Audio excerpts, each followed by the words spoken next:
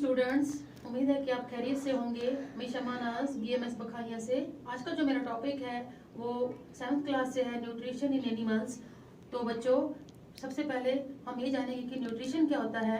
Nutrition वो वाला अमल होता है जब हम प्रोसेस होता है जब हम obtaining food and then using it for obtaining energy, growth and repair of the body. जब हम खाना हासिल करते हैं, खाते हैं खाना, क्या चीज करने के लिए? ताकत, एनर्जी हासिल करने के लिए, ग्रोथ अपने बढ़ने के लिए और रिपेयर ऑफ द बॉडी, हमारे जिस्म में जो कमी रहती है उसको बराबर करने के लिए जो हम ग़िज़ा खाते हैं और खाना खाते हैं उसी को न्यूट्रिशन कहते हैं। और ये खाना फूड जो है हम किससे हासिल करते हैं? हम ये खाना प्लांट से हासिल करते हैं। वो इस तरीके से, क्योंकि प्लांट जो है वो पौधों को खाते हैं और आगे से हम जो है वो एनिमल्स से अलग अलग किस्म का खाना हासिल करते हैं। इसीलिए डायरेक्टली या इनडायरेक्टली हम सब जो है वो प्लांट्स पर डिपेंड हैं।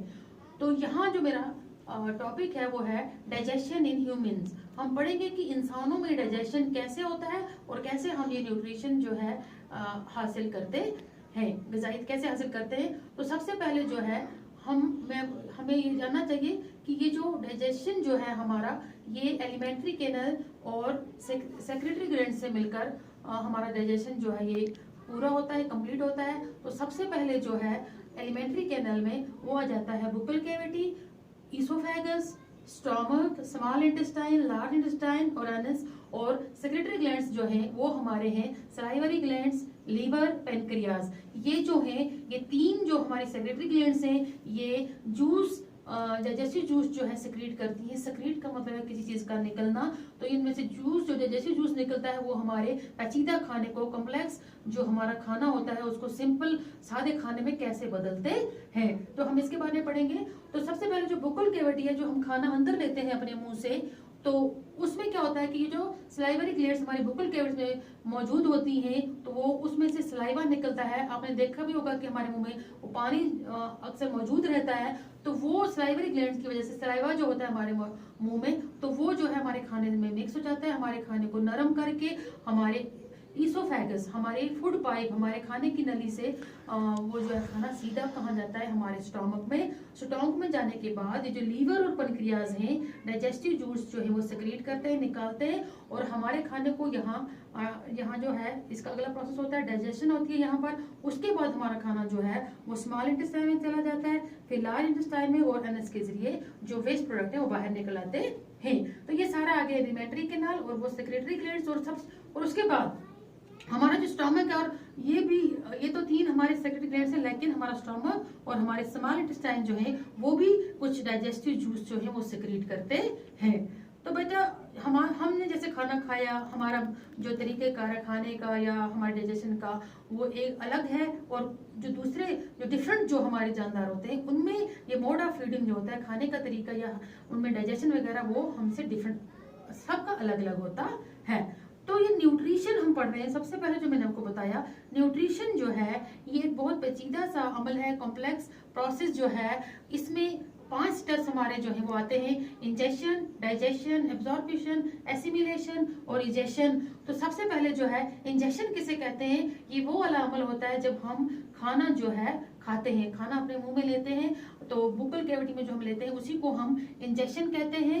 उसके बाद क्या होता है कि ये सारा जो प्रोसेस होकर जूसेस वगैरह मिलके जब हमारा खाने में डाइजेशन हो जाती है, तो वहां पर क्या होता है, हमारा जो ब्रोकन डाउन फूड हमारा फूड जो होता है वो टूट कर बड़े बड़े मॉलिक्यूल्स इनसॉल्युबल में वो बदल जाता है, हल हो जाता है, तो जूसेस की वजह से, और वो जो है हमारे ब्लड स्ट्रीम में एब्जॉर्ब हो जाता है।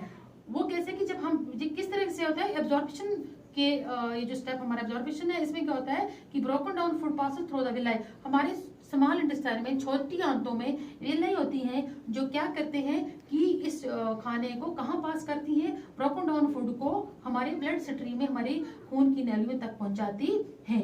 फिर आ जाता है हमारा नेक्स्ट स्टेप एसिमिलेशन। एसिमिलेशन में क्या होता है कि वो जो हल हुआ जो मॉलिक्यूल फूड जो होता है खाना, वो कहाँ जाता है?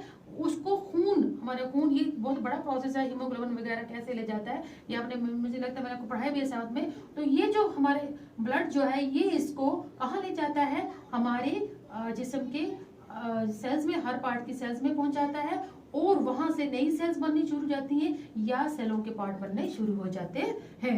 और फिर क्या आ जाता है, पांचवा स्टेप और लास्ट का स्टेप जो है वो इजेशन है। इसमें क्या होता है, removal of undigested food from the Anas. जो हमने खाना खाया उससे हमें जो एनर्जी जो मिलनी थी हमारी बॉडी को मिल गई, हमारा जो ब्लड बनना था बन गया, और वो बाद में वो अलग खाना रह जाता है जिसको हमारे जिस्म की कोई जरूरत नहीं होती। वो अनडाइजेस्टेड फूड होता है, वो वेस्ट प्रोडक्ट्स जो होते हैं उसको हमारे जिस्म क्या करता है कि वो हमारे जिस्म से रिमूव हो जाता है। किसके जरिए, वो वेस्ट प्रोडक्ट एनस के जरिए जो हम रिमूव करते हैं उसको इजेशन कहते हैं।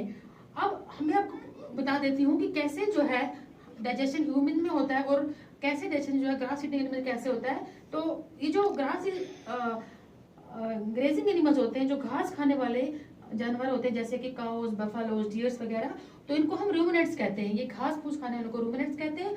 और ये क्या करते हैं कि अपना पूरे का पूरा खाना अंदर निगल लेते हैं, सीधा सीधा निगल लेते हैं। ये चबा चबा के नहीं खाते, ये सीधा खाना इनके रूमन में चला जाता है। तो रूमन जैसे हमें स्टमक होता है, इनमें रूमन होता है, वहां जाके ये अपने पूरे घास को वहां इकट्ठा रख देते हैं और later the food return to the mouth. बाद में इनका जो ये खाना है इनके मुंह में आता है और जानवर जो है ऐसे आस्ता आस्ता चबाते रहते हैं, जगाली करते हैं। आपने देखा भी होगा पाँव को मुंह हिलाते हुए, तो वो उस टाइम अपने खाने को वापस लाके चबा रहे होते हैं।